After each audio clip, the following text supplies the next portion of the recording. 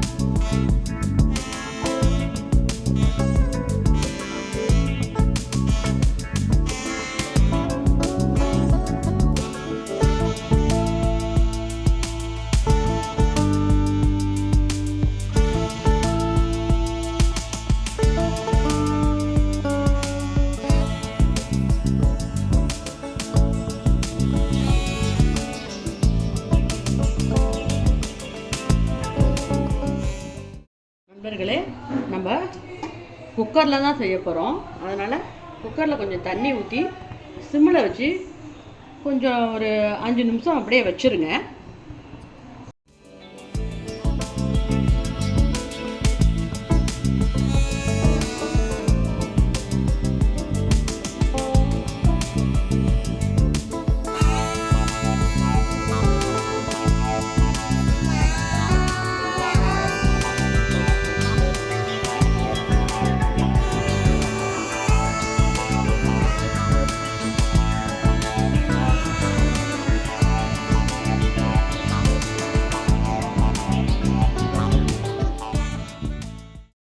இப்படி வச்சுருங்க. வச்சுட்டு ஒரு 45 நிமிஷம் சிம்மிலேயே வச்சுருங்க. நல்லா பேக் ஆகிடும். அப்புறமா 45 நிமிஷம் கழித்து நம்ம திறந்து பார்க்கலாம்.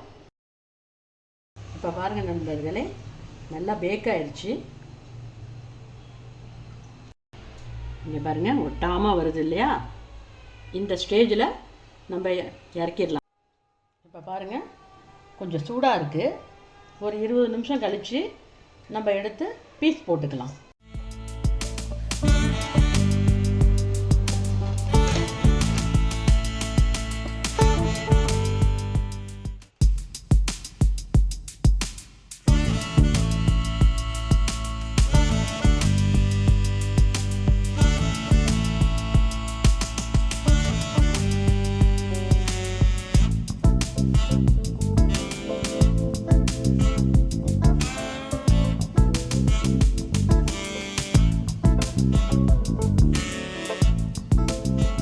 அடுத்த வீடியோவில் பார்க்கலாம்.